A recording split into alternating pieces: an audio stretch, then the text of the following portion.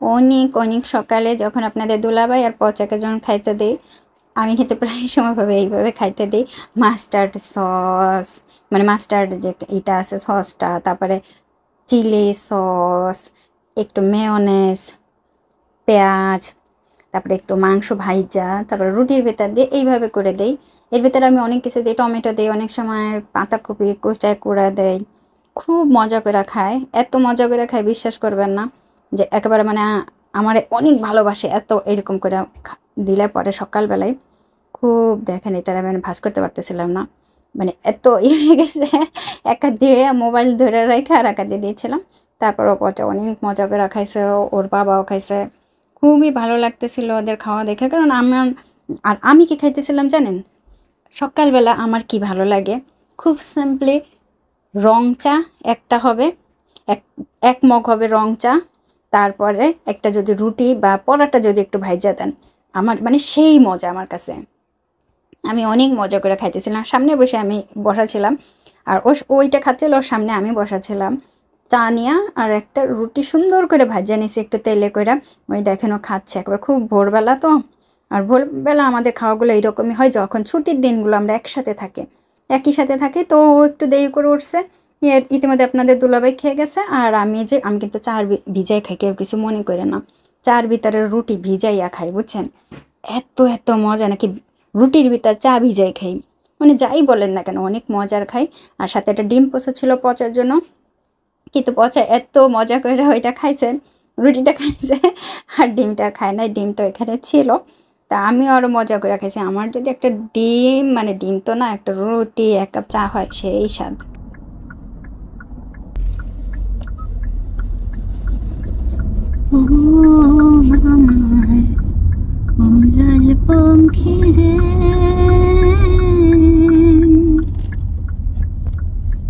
যা যা তুই উড়াল দিয়া যা,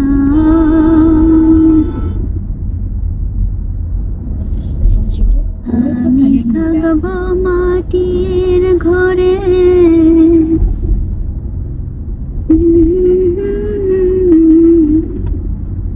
약 2km 앞 좌회전하세요. তীর ঘরে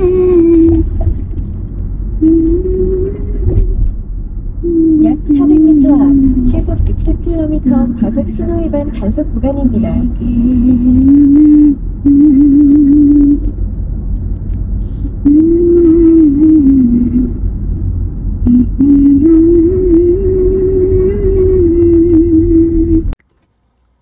দেশের বাইরে যারা থাকেন, তারা যারা ইউটিউব করেন, তাদের হেডলাইনটা ইউটিউবের মানে যে ভিডিওটা তার হেডলাইনটা থাকে এরকম, যে ধরেন আমারটা দিয়ে আমি বলি কোরিয়ার আজকের আবহাওয়া। ধরেন আমেরিকাতে যারা থাকেন, আমেরিকার ব্লগাররা কী করেন, আমেরিকার স্কুলটা কেমন বা আমেরিকাতে কীরকম, এরকম কিন্তু ক্যাপশনটা থাকে। নিউজিল্যান্ডে, নেদারল্যান্ডে যারা থাকেন তারাও কিন্তু ওইরকম, নিউজিল্যান্ডের পাহাড়গুলো এরকম, নেদারল্যান্ডে আজকে কী করলাম, নেদারল্যান্ডের নিয়মগুলো কী কী। তো আমিও থাকি কোরিয়াতে, বহু বছর ধরে থাকি। আমি যখন ভিডিওগুলো আপলোড দিই তখন আমি ক্যাপশনগুলো দিই কোরিয়ার আজকের আবহাওয়া, কোরিয়ান রেসিপি, কোরিয়ান শাশুড়ির কান্না, কোরিয়ান এই ওই অমুক তমুক। বাংলাদেশে যখন গেছি তখন বাংলাদেশের ক্যাপশন দিছি, বাংলাদেশের গ্রামের বাড়িতে, বাংলাদেশের একেবারে ভিলেজ, একের রাস্তা বাংলাদেশের, বাংলাদেশের খাবার, বাংলাদেশের রেস্টুরেন্ট, এইরকম দিয়ে দিয়ে ক্যাপশন দিছি। তো এক বোকায়, এক বলদে বারবার করে কয়েকটা বলদ আছে, মানে এই বলদগুলো মানে শুধুমাত্র আমার পেজেই আসে, আমি জানি না কেন। তিনি কমেন্ট করছেন বারবার কোরিয়া কোরিয়া লেখেন কেন, আমরা তো জানি আপনি কোরিয়াতে থাকেন, এত কোরিয়া কোরিয়া করেন কেন। আমি জানি না, আমি কি শুধু বলবো এখানে থেকে, আমি বলবো আজকে বাংলাদেশের আবহাওয়া এরকম ছিল, আজকে বাংলাদেশের এই রান্না করলাম, এই আমি যা করতেছি আমি তাই লিখতেছি, তাই না? আমি তাই বলতেছি, কেন এইভাবে কমেন্ট করেন বোকার মতো?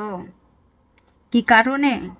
মানে আমি জানি না আসলে এই বোকাগুলো কেন আমার পেজে চলে আসছে, আমার চ্যানেলে চলে আসছে, আমি সত্যিই জানি না কেন। আপনার ভালো না লাগলে দেখেন না ফা। ওনারা বলছে যে বলত তুই যা এখান থেকে, তাই হাতে কী করছেন, আপনার মুখের ভাষা বোঝা গেল, হ্যান গেল ত্যান গেল, মানে সে অন্যরকম করে করতেছে। বোকার মতো প্রশ্ন করলো তো, বোকার মতো কমেন্ট করলো তো বোকাই বলবো, বলবো তো, তোরা বলবো নাকি উমা আপনি কত চালাক, আপনার মধ্যে চালাক আমি দেখি নাই। যারা ভালো ভালো কমেন্ট করেন তাদের কাছে অত্যন্ত কৃতজ্ঞ, কিন্তু যারা বোকার মতো কমেন্ট করবেন আমি অ্যান্সার করব। কেন জানেন? অনেকে বলেন যে আপু কমেন্ট নিয়ে অ্যান্সার করবেন না, এতে পার্সোনালিটি থাকে না। আপনার পার্সোনালিটি আপনার কাছে রাখেন, আমার পার্সোনালিটি আমার কাছে রাখি। আপনার বুদ্ধি আর আমার বুদ্ধি যদি সমান হতো তাহলে তো আমরা এক জায়গায় থাকতাম, আমার ঘরেই আপনি থাকতেন, তাই না? আমি তো আর আপনার ঘরে যেয়ে থাকি না, বা আপনার সাথে ওই করি না। শুনেন, ভালো ভালো কমেন্ট করবেন, দেখতে ইচ্ছা করলে দেখবেন, ভালো কমেন্ট করবেন। পৃথিবীতে আমি একা ব্লগার না, আরও অনেক অনেক অনেক অনেক ব্লগাররা আছেন বাংলাদেশে এখন। আমি তো মনে হয় যেন প্রতি ঘরে ঘরে ব্লগার আমরা, কারণ আমরা প্রত্যেকে ফেসবুক, ইউটিউব, ইনস্টাগ্রাম সব কিছু ইউজ করি। কোভিডের আগে যারা ইউটিউব চ্যানেল, এগুলো ফেসবুক অনেক করে করছেন, আরম্ভ করছেন, তাদের কিন্তু বেশ ভালো একটা ফ্যান ফলোয়ার হয়ে গেছে, বেশ ভালো, খুবই ভালো একটা, খুব ভালো একটা ফ্যান তৈরি হয়েছে। কিন্তু আমরা যারা নতুন ব্লগাররা আছি, আমরা কোনো কিছু একটা করলেই কেউ এসে করে এই তোমার এইটা ভালো না, ওইটা ভালো না। কিন্তু দেখবেন সেম বড় বড় ইউটিউবাররা কিন্তু অনেক ধরনের অনেক কথা বলতেছে, অনেক ধরনের করতেছে, তাদেরকে কেউ কোনো কিছু বলে না যে আপনি এই কথাটা কেন বারবার বললেন, এই কাজটা কেন করলেন। তাদেরকে কেউ কিছু ও অনেক সুন্দর হয়েছে এরকম কিন্তু কমেন্ট আসে। আর আমরা যারা নতুন ব্লগ করতেছি আমাদের মানে পদে পদে বিপদ, মনে হয় যেন আমরা এই করতে পারবো না, ওই করতে পারবো না, এই কথা বলতে পারবো না, ওই কথা বলতে পারবো না। সব না, ব্লগটা তো আমি করি, তাই না? আমার মতো করে করতেছি। আপনার পছন্দ হলে দেখবেন, আপনার পছন্দ না হলে দেখবেন না, প্লিজ। হ্যাঁ, কিন্তু এই যে কমেন্টগুলো করবেন না। আপনি বারবার কোরিয়ার কথা বলেন কেন? আমি তো থাকি কোরিয়াতে, কইরাই। বিশ্বাস করেন, আমি এইবার বাড়িতে গিয়া বটিয়াঘাটায় গেছিলাম বাজারে আম্মাকে নেয়া। তো আমাকে একজন জিজ্ঞাসা করলো যে আপনি কোথায় থাকেন, আমাকে দেখে জিজ্ঞেস করলো যে আপনি কোথায় থাকেন। আমি বললাম আমি কোরিয়া থাকি। আমি জাস্ট আমি এই করি না। তখন আমার মা পাশে থেকে বললো কি না কোরিয়া না, সাউথ কোরিয়া থাকে। আমি মার কাছে Korea, north Korea, south Korea এরকম চিন্তা করতাম। হ্যাঁ, সাউথ কোরিয়াতে থাকে। তখন উনি বলে এই যে বুঝতে পারলাম।